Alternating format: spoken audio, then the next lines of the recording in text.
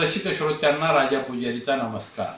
मित्रांनो, आज आपण पाहणार आहोत आबाडा न्यूज स्पेशल बुलेटिन. परभणीत रोखण्यासाठी राष्ट्रवादी आणि उभाटाची हातमिळवणी. परभणीत पॉवर गेम पंचायत समिती सभापती उपसभापती निवडीत महायुतीला दे धक्का. परभणी जिल्ह्याच्या राजकारणात आज एक मोठी खळबळजनक घडामोड पाहायला मिळाली आहे.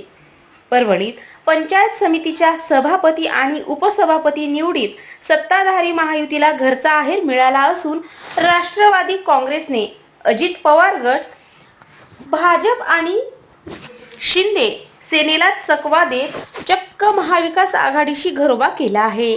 या अनपेक्षित खेळीमुळे भाजपाच्या गोटात अशांतता पसरली असून पालकमंत्री मेघनाताई बोर्डीकर यांना हा मोठा राजकीय धक्का मानला जात आहे.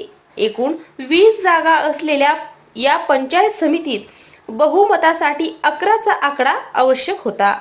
कागदावर महायुतीकडे राष्ट्रवादी 5, भाजप 4, शिंदे सेना 4 अशी एकूण 13 स्पष्ट बहुमत दिसत होते.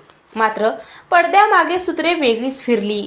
राष्ट्रवादीचे आमदार राजेशदादा विटेकर आणि उभाटाचे आमदार राहुल पाटील यांनी एकत्र येत भाजपाला सत्तेपासून दूर ठेवण्यासाठी नवी फिल्डिंग लावली.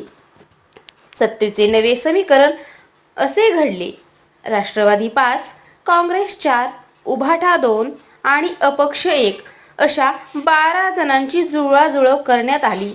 मात्र मतदानाच्या वेळी काँग्रेसचा एक सदस्य गैरहजर राहिला, तर दुर्गा खोड यांनी बंडखोरी केली.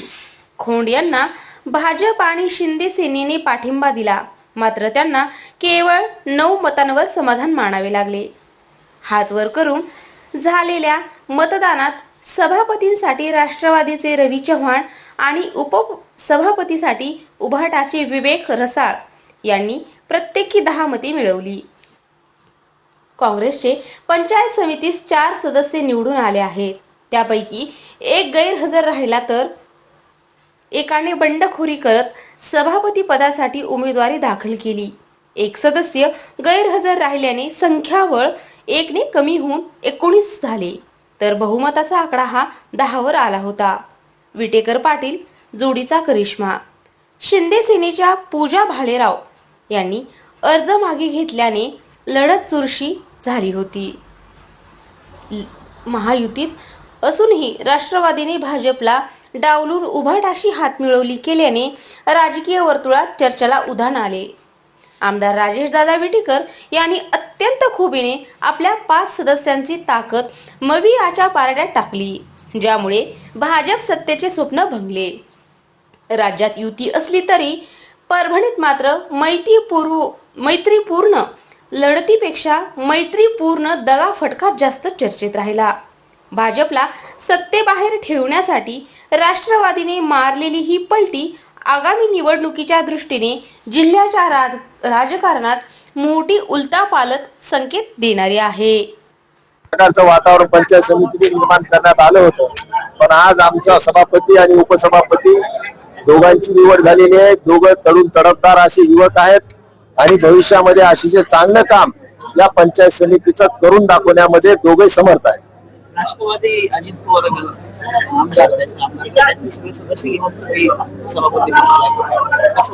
राष्ट्रवादी आहे, काँग्रेस पार्टीचे काही आमच्याकडे सदस्य होते आणि सगळ्यांनी मिळून अतिशय खेळीमेळीच्या वातावरणामध्ये सभापती आणि उपसभापतीची निवड झालेली आहे.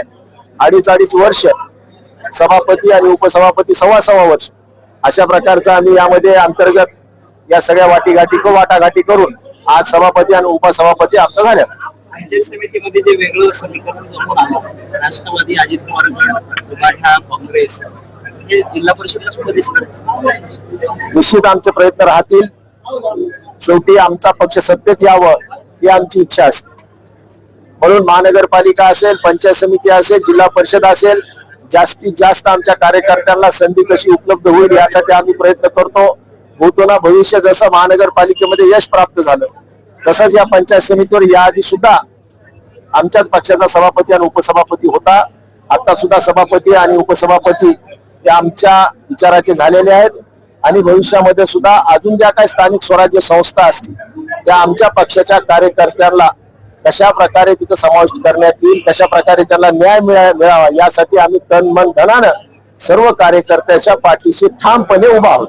भाजपला वेगळं ठेवण्यासाठी दोन्ही शिवसेना एकत्र दिसतील का जिल्हा परिषदेत? आम्हाला सत्तेचा वाटा किती मिळणार आहे यावर सगळे काही गणित जुळून येणार आहे आणि भविष्यामध्ये जिल्हा मध्यवर्ती सहकारी बँक असेल, जिल्हा परिषद असतील, स्थानिक स्वराज्य संस्था असतील, कोण जर म्हणत असेल की उद्धव बाळासाहेब ठाकरे पक्ष छोटा झालेला आहे तर परभणीत येऊन त्यांनी बघावं की ज्या काही स्थानिक स्वराज्य संस्था आहेत त्या सगळ्यावर कब्जा कोणाचा असेल तर उद्धव बाळासाहेब ठाकरे या पक्षाचा हे सुद्धा सिद्ध झालेलं आहे.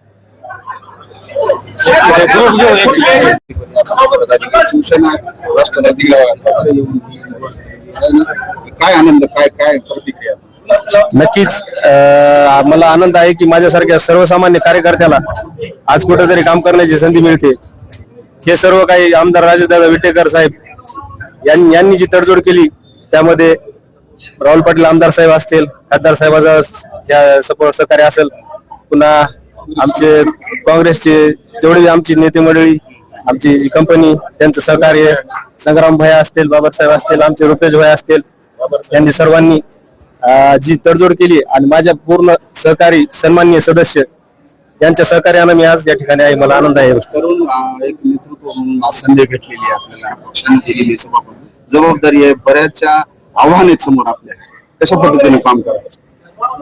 नाही, आव्हानाची काय ना, आता आपल्याला समजा जी संधी मिळालेली जे आपण चांगलं जे कामं करत राहायचे, आता जे लोकांची इथं कामं पडताल पंचायत समितीमध्ये ते कामं पूर्ण हातात घेऊन करत राहायचे. काय जनतेला काय आश्वस्त करायचं? जनतेला म्हणजे सर्वसाधारण लाभार्थी आहेत, पुन्हा काही विकास काम आहेत, त्याच्याशी कुठली तडजोड न करता त्याचे चांगल्या प्रकारे कामं पार पाडू आपण.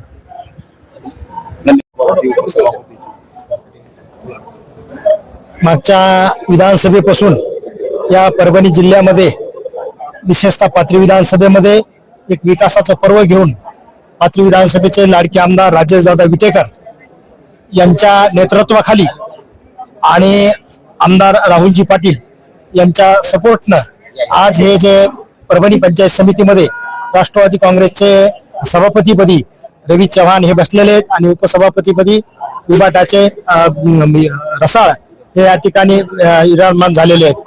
या ठिकाणी एकच ध्येय आहे की आपण बघतोय की गेल्या अनेक वर्षापासून राजेशदादा ह्या जिल्ह्यामध्ये जे विकासाचं पर्व घेऊन आलेले आहेत, सभागृहामध्ये ह्या जिल्ह्याबद्दलचे जे काही विविध प्रश्न मांडण्याची त्यांची जी तळमळ आहे त्याचंच प्रतीक म्हणून आपण ह्या पंचायत समितीकडे बघतो. परभणी तालुक्याचा सर्वांगीण विकास करणं हे आमच्या समोर डोळ्यासमोरचं उद्दिष्ट आहे आणि विकासाचं एक मॉडेल निर्माण करण्यासाठी पहिल्यांदाच राष्ट्रवादी काँग्रेस अजितदादा पवार या पक्षाचा सभापती ह्या परभणी तालुक्यावरती बसलेला आहे. आजपर्यंत जे जे होते त्यांनी सगळा विकासाचा ज्या काही अनुशेष ठेवलेला आहे ते पूर्ण करण्याची जिम्मेदारी निश्चितपणानं त्या नवनिर्वाचित सभापती आणि उपसभापतीवरती आहे, म्हणजे आमच्या राष्ट्रवादी काँग्रेस पार्टीवरती आहे. आणि अध्यक्षाची अंतिम निवड बाकी आहे. भाजप आणि राष्ट्रवादीला यावेळेस सुद्धा राजेशदादा काही समीकरण घेऊन अजून ज्या पद्धतीने झालं होईल का जिल्हा परिषद? आपल्याला 8 तारखेला निश्चितपणानं 18 तारखेला निश्चितपणानं तुमच्या मनामध्ये जे आहे ते प्रगट होईल.